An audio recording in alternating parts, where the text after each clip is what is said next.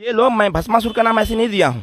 अखिलेश यादव ये भस्मासुर है, बहुत चतुर और बहुत चालाक नेता है। असल में यादव नहीं ना है, वो कन्वर्टेड यादव है, वो यादव नहीं है। कभी नहीं चाहेंगे। ये बेईमान 17 सीट की जो बात कर रहे हैं ना, अब हमसे मत कहलवाइए।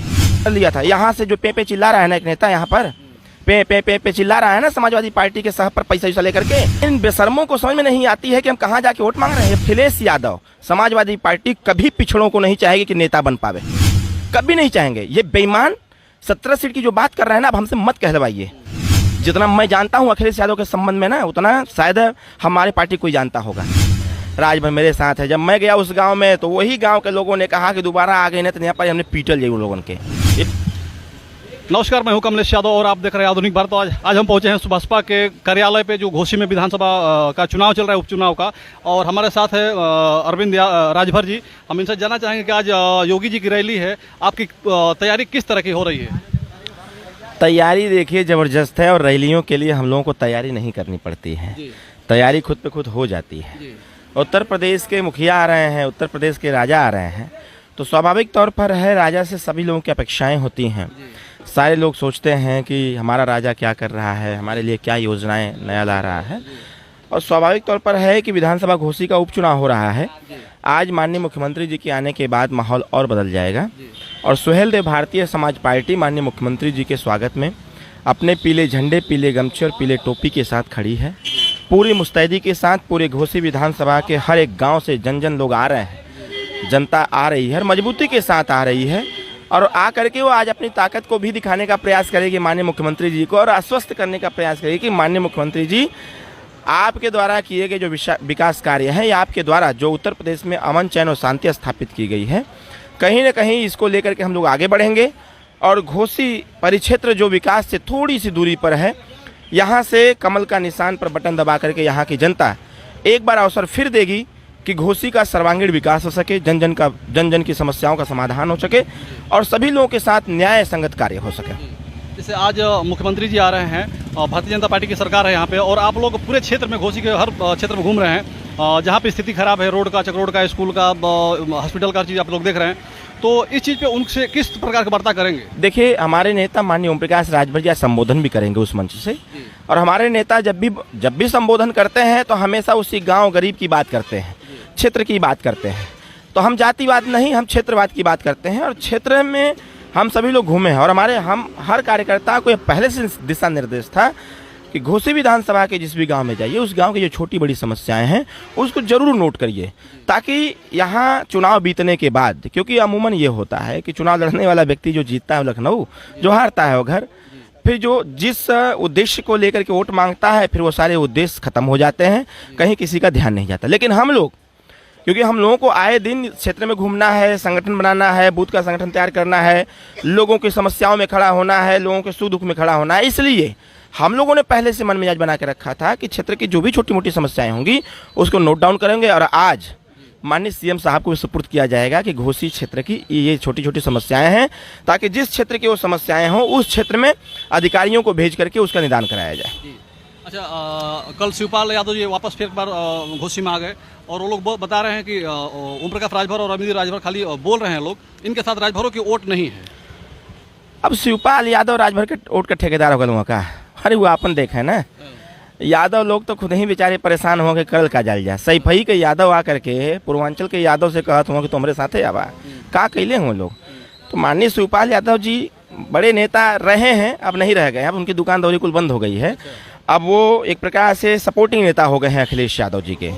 तो अब शिवपाल यादव जी सिर्फ बोल सकते हैं, कुछ कर नहीं सकते हैं। तो शिवपाल यादव जी को मेरा संदेश होगा कि वो अपनी चिंता करें, क्योंकि अभी वो जिस गांव में गए थे, जाकर के वहाँ बड़ा डिंग हाँक रहे थे कि ये है, वो है, राजभर मेरे साथ है। जब मैं गया उस गांव में तो वही गांव के लोगों ने कहा कि दोबारा आ गए ना तो यहाँ पर हमने पीटल जाए उन लोगों के। ये लोग आकर के जहर बोने का कार्य कर रहे हैं, जो समाज में एकता हो गई है, लोग संगठित हो गए हैं, शिक्षा के प्रति जागरूक हो गए हैं। ये वोट तो 5 तारीख को बीत जाएगा, फिर शिवपाल यादव नजर नहीं आएंगे उस बस्तियों में। फिर नजर कौन आएगा? यही पीला गमछा, यही पीला झंडा, यही अरविंद राजभर, यही ओम प्रकाश राजभर, यही अरुण राजभर, यही बिच्छेलाल राजभर, यही रमेश राजभर, यही सुरेंद्र राजभर, यहीं के लोग यहाँ नजर आएंगे। शिवपाल यादव, रामगोपाल यादव नहीं नजर आएंगे। और शिवपाल यादव को तो शर्म करनी चाहिए कि उनके बयान में था कि गरीबों का पसीना बदबू करता है, उनके कपड़े गंदे होते हैं, उनके साथ कौन बैठेगा भाई?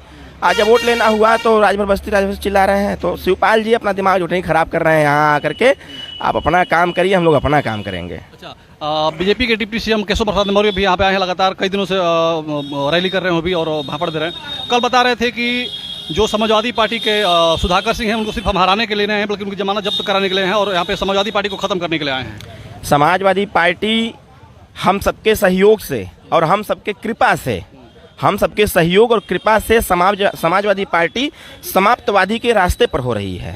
तो इसमें हमारे सरकार के जो डिप्टी सीएम स्वामी केशव प्रसाद मौर्य जी जो रहे हैं, उन्होंने जो कहा था हम सत्य और सही कहा है। हम लोग खुद ही देख रहे हैं, माननीय मुलायम सिंह यादव नेता थे। माननीय मुलायम सिंह यादव इस चीज़ का पहल करते थे कि वो जो छोटे छोटे कम्युनिटी के लोग हैं वो कैसे समाजवादी के साथ खड़े रहेंगे। सिर्फ खड़े ही नहीं रहेंगे, वो उनका समुचित अधिकार देते थे, वो उन लोगों को बाकायदे आगे बढ़ाने का प्रयास भी करते थे। लेकिन अखिलेश यादव जी के नेतृत्व में अखिलेश यादव जी नवरत्नों में घिरे हुए हैं। वो नवरत्न जो कहते हैं वही वो स्वीकार करते हैं। अखिलेश जी का चुनाव जीतेंगे, तो पहले हार चुके हैं। उनका कहना ये था कि जो समाजवादी के साथ नेताजी के ज़माने में जो पिछड़ा था दलित, इनके साथ मिलकर काम करता था, वोट देता था, ये सब के सब सुभाषपा और बीजेपी के साथ चले गए। तो कहाँ रह गया है लड़ाई यहाँ पर? और अखिलेश यादव जी हों चाहे राम गोपाल, अब सोचिए मतलब कितने शर्म की बात है। प्रोफेसर राम गोपाल यादव जी घोसी में आते हैं तो कहते हैं हमें दलितों का वोट चाहिए, हमने दलितों का सम्मान किया। और जब जाते हैं बम्बई में INDIA की जब बैठक में, तो वहाँ मीडिया वाले पूछते हैं कि मायावती, मायावती कहते हैं हुई मायावती। यहाँ आके कहते हैं कि मायावती के जो वोटर हैं वो हमारे साथ खड़े हैं, उनके मतदाता हमारे साथ खड़े हैं। और जब बम्बई जाते हैं कहते हैं हुई मायावती।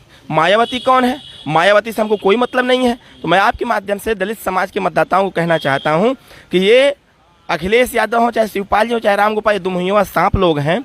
ये लोग कहते कुछ और हैं, करते कुछ और हैं। ऐसे लोगों के झांसे में न आकर के दलित समाज की रक्षा, सुरक्षा, उनके हित की बात, उनके हिस्सा अधिकार की बात, उनके सारी समस्याओं के समाधान की बात सुहेलदेव भारतीय समाज पार्टी, भारतीय जनता पार्टी कर रही है। आप सभी लोग निश्चिंत और निर्भीक होकर के कमल के निशान पर बटन दबाइए। आने वाला समय जो भी व्यवस्थाएं होंगी, क्योंकि सरकार पहल कर रही है। अखिलेश यादव जी को तो चुल्लू भर पानी में डूब मरना चाहिए।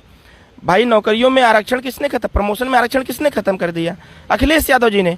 तमाम मायावती जी की सरकार में जो 9 संस्थान पर दलित जो विचारक थे, जो दलित के समाज के जो विचारक थे, उनके नाम पर रखा गया था। शिवपाल यादव ने बकायदे प्रेस कॉन्फ्रेंस करके कहा कि मेरी सरकार बनेगी तो उनका नाम हटा दिया जाए। इन्होंने दलितों के साथ जो किया है वो हमारे दलित युवा भूले नहीं है, ना बुजुर्ग भूले हैं। ये उचित समय पर उचित जवाब देंगे। और इन बेशर्मों को समझ में नहीं आती है कि हम कहाँ जाके वोट मांग रहे हैं। ये पूर्वांचल राजभर जी की धरती है। और यहाँ अभी विगत चुनाव में पश्चिमांचल में जहाँ कहते हैं कि सपा का गढ़ है, मारे भूसी छुड़ा दिए सबके सब पिछड़े दलित समाज के लोगों ने, सारे वर्ग के लोगों ने। ये पीडीए बना के नाच रहे हैं, पीडीए चिल्ला रहे हैं और प्रत्याशी दिए हैं सामान्य वर्ग को। और पीडीए की बात करने वाले लोग सामान्य वर्ग से वोट मांग रहे हैं। सामान्य वर्ग को तो खुद समझना चाहिए कि जिस पिछड़े दलित अल्पसंख्यक की ये बात कर रहे हैं और सामान्य वर्ग के लोगों को इग्नोर कर रहे हैं, ऐसे लोगों को तो खुद समझ जाना चाहिए। क्योंकि ये चुनाव 5 तारीख को बीत जाएगा, उसके बाद की स्थिति क्या होगी, न राम गोपाल मिलेंगे न शिवपाल मिलेंगे। ये सब बातें कहने पे वो लोग ये कह रहे हैं कि हम 2022 में इनको 18 टिकट दिए थे ओम प्रकाश राजभर को, और 18 में एक भी राजभर को क्यों नहीं लाए? ऐसा है ना, अब रहने दीजिए।